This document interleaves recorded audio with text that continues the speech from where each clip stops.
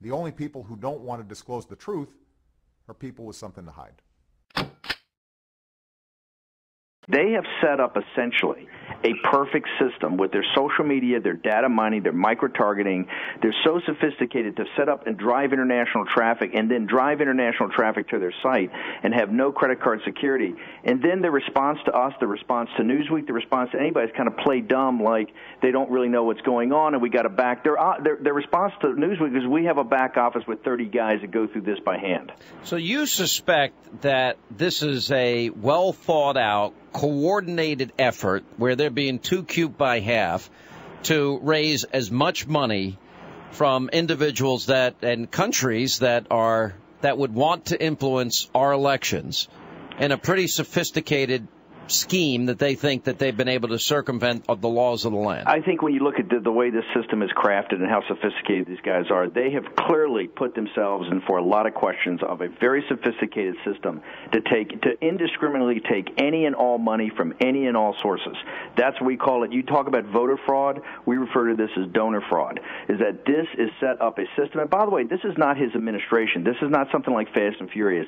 This is something that the President of the United States, as the chief of his campaign, is absolutely responsible for, and he has the ability to change this with one click. That's why this is so outrageous. They shouldn't be any firefight between government accountability and the Obama campaign. The president should take the highest standard possible to ensure that there's no question whatsoever about solicitation or taking this money. It is outrageous that we've even had to go to these efforts to try to monitor this. So what happens from here? I mean, we basically have a situation where it appears that at the very least there is a coordinated effort to solicit money abroad, which is in violation of federal laws for raising funds for campaigns.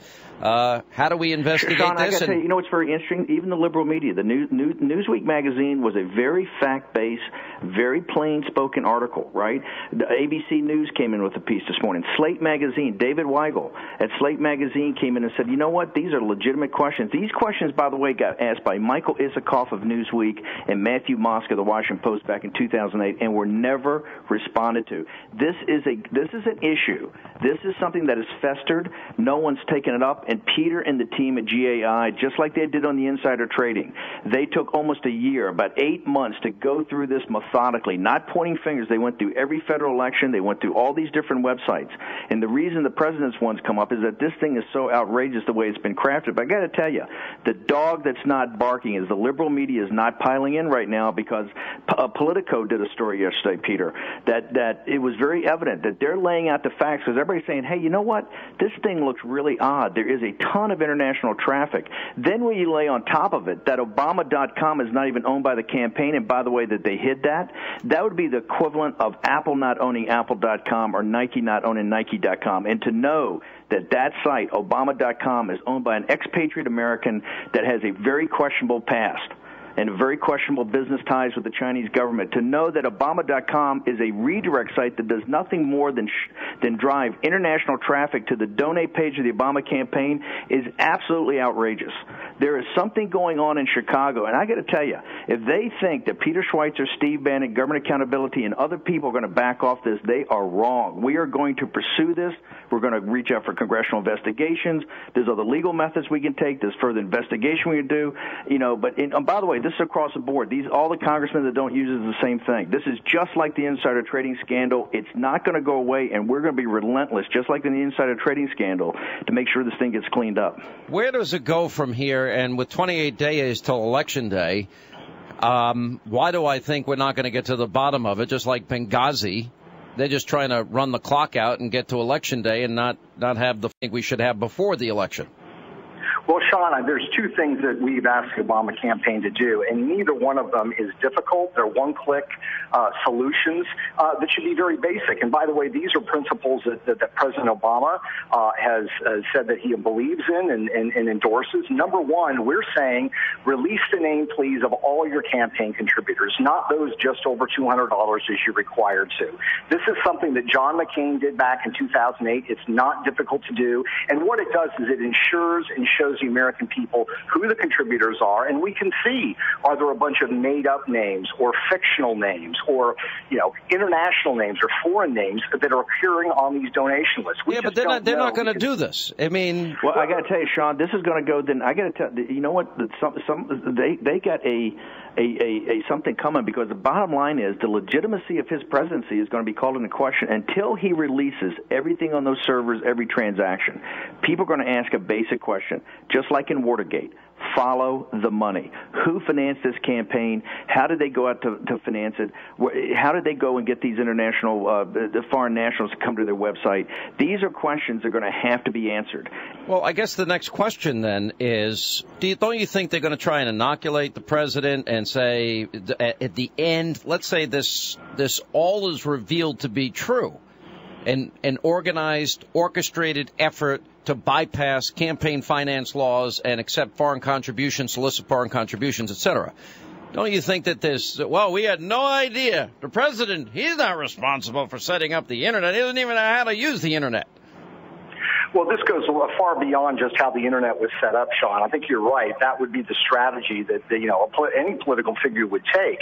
The problem for President Obama is that Obama.com is owned by a gentleman named Robert Roche, who's operated out of Shanghai since 1996. And Steve is exactly right. As we point out in the report, at every level, he has enormously close ties with the Chinese government. And here's the problem, Sean. This is not somebody who is unknown to the president. He's made 19 visits to the White House. Even though he lives in Shanghai, he's met one-on-one with the president in the Oval Office. At the China State Dinner in January of 2011, the most popular ticket in D.C., while the chairman and CEOs of large corporations like Goldman Sachs and others were sitting out in the main audience, the head table included President Obama, President of China, the Secretary of State, the chairman of the Foreign Relations Committee, the head of Coca-Cola, the head of General Electric, and Robert Roche. So he clearly is on the inside here. He's at the heart. Why would he be at the heart of this presidency? And by the way, Sean, he also, when Vice President Biden went to China for his trip, his wingman was Robert Roche, and we're going to get to the bottom of that also. What Robert Roche does for the Chinese government, what his relationship. Well, who is this guy, for crying out loud? Nobody's ever heard of him before. Well, I got to tell you, he is a businessman in China that owns a publicly traded company that is in direct partnership with the Chinese government and the People's Liberation Army. And he is at the heart of the presidency. He's made 19 to 21 visits to the White House. He traveled with Vice President Biden. When so you're saying people at the very top echelons of the Chinese government are raising money and trying to help Obama get reelected? Why?